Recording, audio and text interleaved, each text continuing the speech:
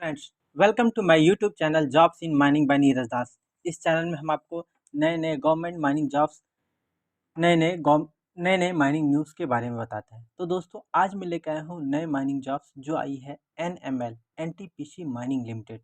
तो दोस्तों, NML से जो वैकेंसी आई है इसके बारे में आज हम लोग डिस्कशन करेंगे।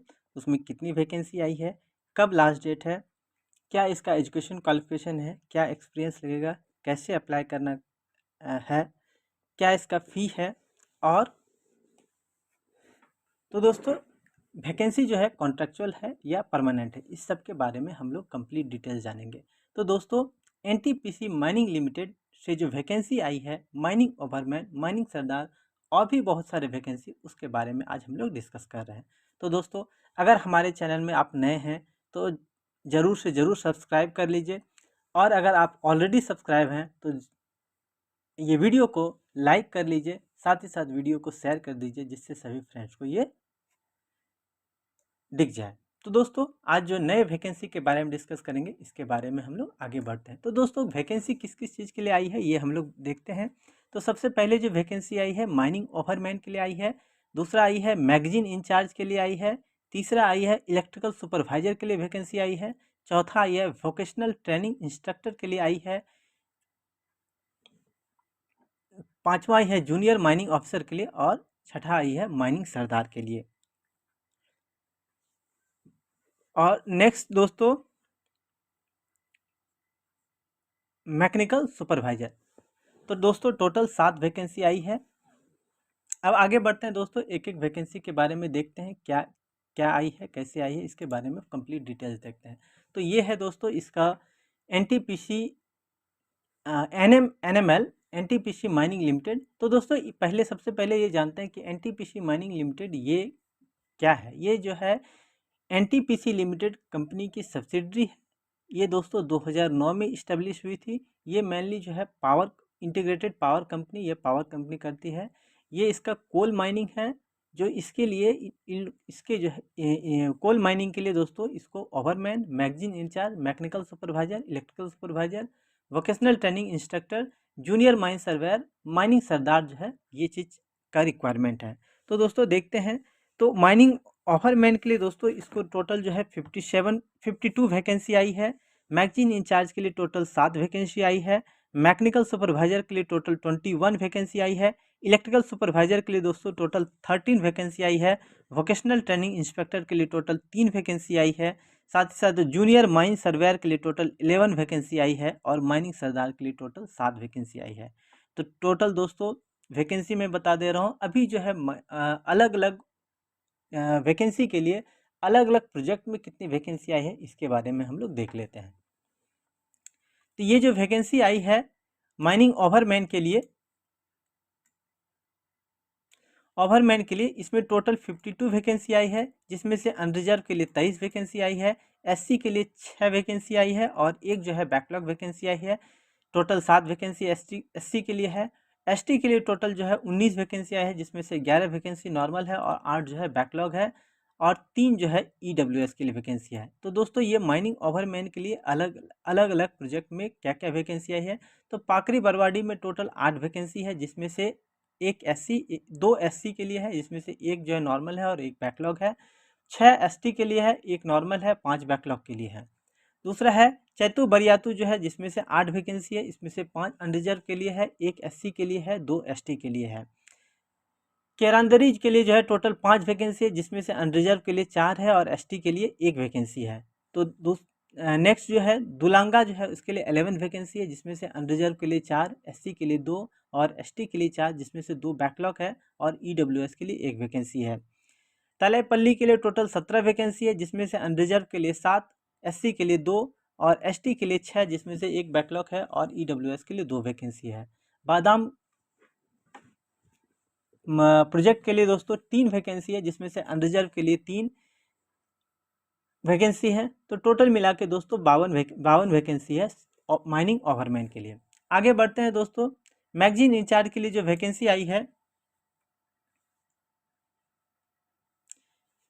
टोटल जो है 7 वैकेंसी आई है, जिसमें से पाकरी बरवाडी के लिए 2 वैकेंसी है, चैती बरियातू के लिए 1 वैकेंसी है, केरांदरी के लिए 1 वैकेंसी है, दुलंगा के लिए 1 है और तलियाई पल्ली के लिए 2 वैकेंसी है। अब दोस्तों अलग अलग कैटेगरी के वाइज देखते हैं क्या क्या वैकेंसी आई है। पाकरी बरवाडी के लिए अनरिजर्व के लिए 2 वैकेंसी है, तो टोटल 2 वैकेंसी हो गई। चैती बरियादू के लिए अनरिजर्व के लिए 1 वैकेंसी आई है और केरांदरी के लिए अनरिजर्व के लिए 1 वैकेंसी आई है, दुलंगा के लिए अनरिजर्व के लिए 1 वैकेंसी आई है और तलाईपल्ली के लिए दोस्तों अनरिजर्व के लिए 2 वैकेंसी है। तो टोटल दोस्तों ये अनरिजर्व में जो है 7 वैकेंसी है अलग अलग प्रोजेक्ट के हिसाब से।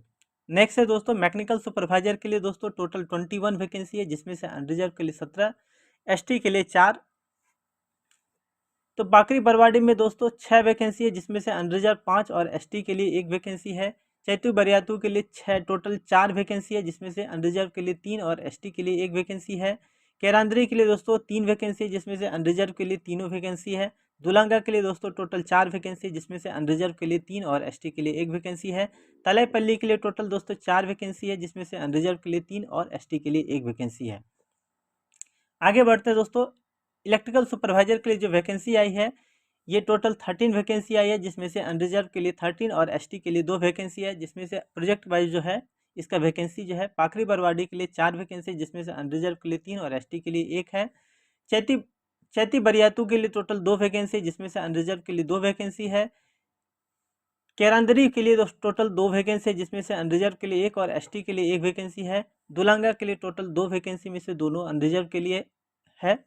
और तलाईपल्ली के लिए दोस्तों टोटल 3 वैकेंसी, जिसमें से अनरिजर्व के लिए टोटल 3 है। तो टोटल दोस्तों 13 वैकेंसी इलेक्ट्रिकल सुपरवाइजर के लिए है। अब नेक्स्ट दोस्तों वोकेशनल ट्रेनिंग इंस्ट्रक्टर के लिए दोस्तों टोटल 3 वैकेंसी आई है, जिसमें से टोटल ही अनरिजर्व के लिए है। पाकरी बरवादी के लिए 1 वैकेंसी है, दुलंगा के लिए 1 वैकेंसी है और तलाईपल्ली के लिए 1 वैकेंसी है। नेक्स्ट दोस्तों देखते हैं जूनियर माइन सर्वेयर जो है इसके लिए 11 वैकेंसी है, टोटल जो है अनरिजर्व के लिए है। इसमें पाकरी बरवाडी के लिए 2 वैकेंसी है, चैतू बरियातू के लिए 2 वैकेंसी है, केरांदरी के लिए 2 वैकेंसी है, दुलंगा के लिए 2 वैकेंसी है, तलाईपल्ली के लिए 2 वैकेंसी है और बादाम प्रोजेक्ट के लिए दोस्तों 1 वैकेंसी है। नेक्स्ट दोस्तों माइनिंग सरदार के लिए टोटल जो है 7 वैकेंसी है, 7 वैकेंसी है, जिसमें पाकरी बरवादी के लिए 2 वैकेंसी है, जो टोटल दोनों ही जो है एसटी के लिए है, जिसमें से एक जो है नॉर्मल वैकेंसी और एक बैकलॉग वैकेंसी है। चैतू बरियातू के लिए टोटल 2 वैकेंसी है, जिसमें से एक एसटी के लिए एक जो है बैकलॉग कैंडिडेट के लिए है। दुलंगा के लिए दोस्तों 1 वैकेंसी है, जिसमें से एक एससी के लिए है। तलाईपल्ली के लिए दोस्तों 2 वैकेंसी में दोस्तों दोनों एसटी के लिए है और उसमें से एक जो है बैकलॉग वैकेंसी के लिए। बादाम प्रोजेक्ट के लिए दोस्तों कोई भी वैकेंसी सरदार के लिए नहीं है। तो टोटल दोस्तों एससी के लिए 1 और एसटी के लिए दोस्तों 6 वैकेंसी है। टोटल जो है माइनिंग सरदार के लिए 7 वैकेंसी है।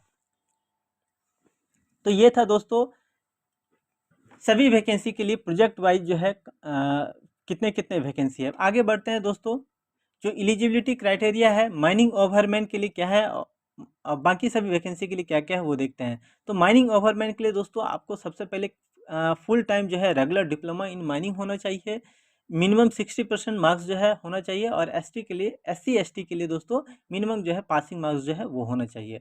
साथ ही साथ जो डिप्लोमा के साथ साथ दोस्तों overman certificate of competency under coal mine regulation होना चाहिए। इसके साथ फर्स्ट एड सर्टिफिकेट जो है issued by institute recognise by DGMS। तो इसके लिए दोस्तों माइनिंग ओवरमैन के लिए आपको डिप्लोमा इन माइनिंग होना चाहिए प्लस ओवरमैन सर्टिफिकेट ऑफ कॉम्पिटेंसी चाहिए कोल माइन रेगुलेशन के हिसाब से, और तीसरा दोस्तों फर्स्ट एड सर्टिफिकेट होना चाहिए। मैगजीन इंचार्ज के लिए भी दोस्तों सेम होना चाहिए, आपके पास डिप्लोमा इन माइनिंग चाहिए, साथ ही साथ में ओवरमैन सर्टिफिकेट चाहिए और फर्स्ट एड सर्टिफिकेट चाहिए। अब आगे बढ़ते हैं दोस्तों, मैकेनिकल सुपरवाइजर के लिए दोस्तों डिप्लोमा इन मैकेनिकल या प्रोडक्शन इंजीनियरिंग चाहिए, जिसमें से 60% मार्क्स होना चाहिए और SC ST के लिए मिनिमम जो पासिंग मार्क्स है वो होना चाहिए। नेक्स्ट है इलेक्ट्रिकल सुपरवाइजर के लिए। इलेक्ट्रिकल सुपरवाइजर के लिए डिप्लोमा इन इलेक्ट्रिकल या इलेक्ट्रिकल एंड इलेक्ट्रॉनिक्स इंजीनियरिंग चाहिए। इसके साथ साथ 60% मार्क्स फॉर जनरल के लिए और SC ST के लिए दोस्तों पासिंग मार्क्स जो है वो होना चाहिए। इलेक्ट्रिकल सुपरवाइजर के लिए दोस्तों electrical supervisor certificate of competency चाहिए covering mining installation issued by appropriate government. तो स्टेट गवर्नमेंट जो इशू करती है इलेक्ट्रिकल सुपरवाइजर तो वो आपके पास चाहिए। साथ ही साथ डिप्लोमा इन इलेक्ट्रिकल या इलेक्ट्रॉनिकल एंड इलेक्ट्रॉनिक्स इंजीनियरिंग में आपको चाहिए। नेक्स्ट है वोकेशनल ट्रेनिंग इंस्ट्रक्टर। इसके लिए दोस्तों डिप्लोमा इन माइनिंग चाहिए, या डिप्लोमा इन इलेक्ट्रिकल चाहिए, या डिप्लोमा इन मैकेनिकल चाहिए। साथ ही साथ 60% मार्क्स होने चाहिए, और SC/ST के लिए मिनिमम जो है एकेडमिक क्वालिफिकेशन जो है पास मार्क्स होना चाहिए। वोकेशनल ट्रेनिंग इंस्ट्रक्टर के लिए दोस्तों ओवरमैन या फोरमैन सर्टिफिकेट और कॉम्पिटेंसी चाहिए। रिस्ट्रिक्टेड या अनरिस्ट्रिक्टेड दोनों ही आप चलेगा। इसके साथ वैलिड फर्स्ट एड सर्टिफिकेट चाहिए फ्रॉम DGMS जो रिकॉग्नाइज इंस्टीट्यूट है उससे। इसके साथ साथ minimum 5 year of working experience in mines चाहिए, और not less than 30 year of age इसमें लिखा हुआ है, ठीक है। नेक्स्ट है junior mine surveyor. Junior mine surveyor के लिए डिप्लोमा इन माइन सर्वे या डिप्लोमा इन माइनिंग इंजीनियरिंग होना चाहिए, या diploma in mining and mine surveying चाहिए, या डिप्लोमा इन सिविल इंजीनियरिंग चाहिए। तो ये दोस्तों इस चारों में से कोई भी आपका डिप्लोमा है तो ये आपको जूनियर माइन सर्वेयर के लिए आप एलिजिबल हैं। इसके साथ साथ दोस्तों आपका जो है सर्वे सर्टिफिकेट जो है ये आपका DGMS से इशू हुआ होना चाहिए। ये दोनों जो है इसके लिए एलिजिबल है। इसके साथ साथ अगर आप SC/ST हैं तो पासिंग मार्क्स चाहिए, और आप जनरल कैंडिडेट हैं तो आपका 60% मिनिमम मार्क्स चाहिए डिप्लोमा में। नेक्स्ट है दोस्तों माइनिंग सरदार के लिए है। इसके लिए क्वालिफिकेशन क्या है, तो मैट्रिक चाहिए या 10th पास चाहिए फ्रॉम रिकग्नाइज बोर्ड। इसके साथ वैलिड सरदार सर्टिफिकेट और competency issued by DGMS and first aid certificate आपको होना चाहिए। 60% मार्क्स जो है आपका 10th या मैट्रिक में पास होना चाहिए। इसके SC/ST के लिए दोस्तों मिनिमम जो है क्वालिफाइंग मार्क्स जो है वो पास होना चाहिए। अपर एज लिमिट दोस्तों 1 से लेकर 7 जो वैकेंसी है इसके लिए दोस्तों 30 ईयर ऑफ एज होना चाहिए। लेकिन दोस्तों वोकेशनल ट्रेनिंग इंस्पेक्टर के लिए अपर एज लिमिट जो है ये 40 ईयर्स है। अपर एज लिमिट जो है ये रिलैक्सेशन मिलेगा दोस्तों। OBC के लिए 3 साल का रिलैक्सेशन मिलेगा, SC/ST के लिए 5 साल का रिलैक्सेशन मिलेगा, लैंड आउटसाइड के लिए भी 5 साल का मिलेगा, और एक्स सर्विसन ESM कैटेगरी के लिए दोस्तों as per government of India का गाइडलाइन के हिसाब से आपको एज रिलैक्सेशन मिलेगा।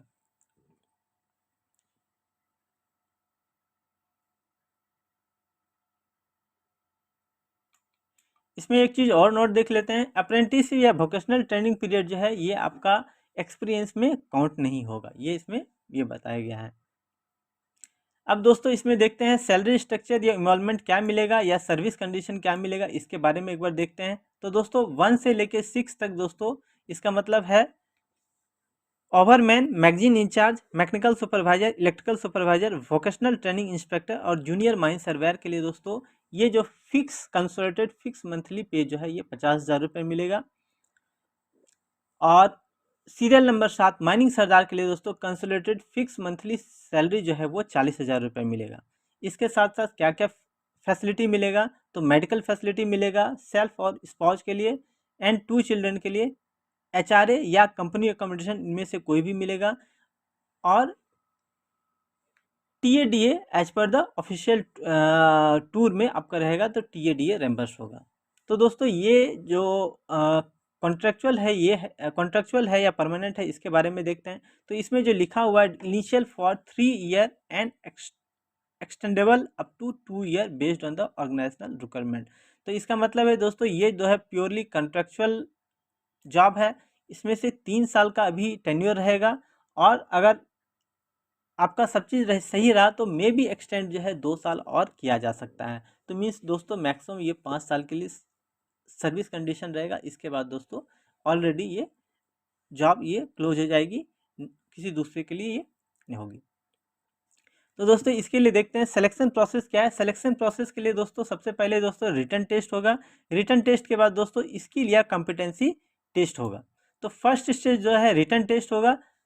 रिटन टेस्ट में टोटल 100 मार्क्स रहेंगे, मल्टीपल चॉइस क्वेश्चन रहेंगे, जिसमें से 120 मिनट का एग्जाम रहेगा, एक मार्क्स का एक क्वेश्चन रहेगा, जिसमें से निगेटिव मार्किंग के लिए 0.25 मार्क्स जो है मीन्स 25% जो है 0.25 मार्क्स जो है निगेटिव होने पे ही आपका डिडक्ट हो जाएगा।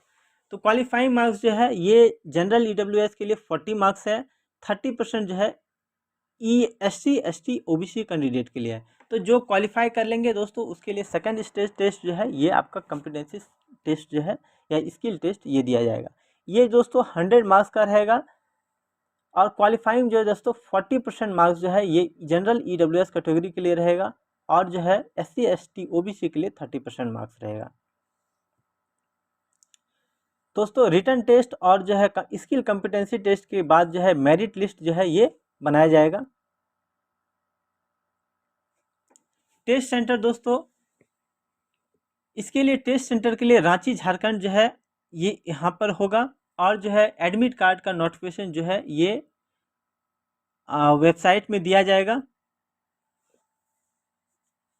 और एडमिट कार्ड में भी इसका दिया जाएगा। आगे देखते हैं दोस्तों, हेल्थ में क्या दिया हुआ है। दोस्तों हेल्थ में जो है ये आपका प्री ज्वाइनिंग जो है कैंडिडेट जो है NTPC हॉस्पिटल में आपको मेडिकल जो है एग्जामिनेशन किया जाएगा। मेडिकल नॉब्स जो है ये आपका career.ntpc.co.in पे भी मिल जाएगा। तो दोस्तों इसको अप्लाई कैसे करना है, अप्लाई करने के लिए आप career.ntpc.co.in पर भी आपको जाना है, वहाँ पर कैरियर सेक्शन में आपको जाना है, वहाँ पे अप्लाई के लिए आ गए, अप्लाई कर देना है। अप्लाई करने के लिए दोस्तों आपका वैलिड ईमेल आईडी आपको चाहिए,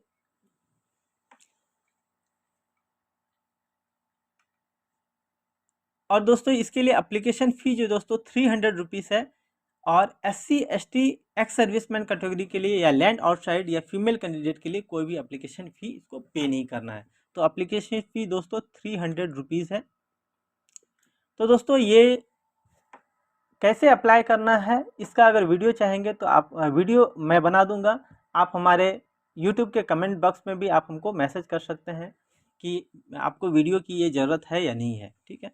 तो नेक्स्ट है दोस्तों, इसका जो पेमेंट करेंगे, पेमेंट जो है 300 रुपीज़ का करेंगे अगर आप जनरल हैं। SC ST ex serviceman category या लैंड आउटसाइड या फीमेल कैंडिडेट के लिए कोई भी एप्लीकेशन फ़ी पेमेंट नहीं करना है। तो फ़ी पेमेंट दोस्तों दो तरह का होगा, ऑनलाइन मोड में, दूसरा ऑफलाइन मोड में। ऑफलाइन के लिए दोस्तों SBI India state bank of India में जो है आपको जाना है, आपका जो इसका पे स्लिप को प्रिंट आउट कर लेना है, वहाँ पे जाके आपको अकाउंट नंबर और ब्रांच और ऑन पेएबल एट NTPC में आपको फॉर्म फिल करके SBI काउंटर पे जमा करना है। जमा करने के बाद दोस्तों वहाँ आपको जर्नल नंबर और ब्रांच कोड ये SBI प्रोवाइड कराएगी। ये ब्रांच जर्नल नंबर और ब्रांच कोड जो है ये आप अप्लाई करते वक्त ये आपको फिल करना पड़ेगा। दूसरा ऑनलाइन मोड में दोस्तों, जब आप अप्लाई करेंगे तो वहाँ तो ऑनलाइन मोड के लिए credit card, debit card, net banking के थ्रू जो है दोस्तों अप्लाई कर सकते हैं। इसका दोस्तों लास्ट डेट जो है ये 31 दिसंबर 2023 है 11:59 पे, और ओपनिंग डेट दोस्तों ये 12 दिसंबर 2023 से स्टार्ट हो रही है। तो दोस्तों ये जो है 12 दिसंबर 2023 से स्टार्ट हो रही है, आज ये स्टार्ट नहीं हो रहा है, 12 दिसंबर 2023 को 10 बजे से ये स्टार्ट होगी। ये था दोस्तों आज जो है NML जो कि NTPC mining NTPC mining limited जो कि NTPC की सब्सिडरी कंपनी है, इसके लिए जो वैकेंसी आई है mining overman, magazine in charge, mechanical supervisor, electrical supervisor, vocational training inspector, junior mine surveyor और माइनिंग सरदार के लिए, इसके बारे में आज हम लोग डिटेल जाने। अगले वीडियो में दोस्तों मिलते हैं नए माइनिंग इन्फॉर्मेशन, नए माइनिंग वीडियो लेके। तब तक के लिए दोस्तों धन्यवाद।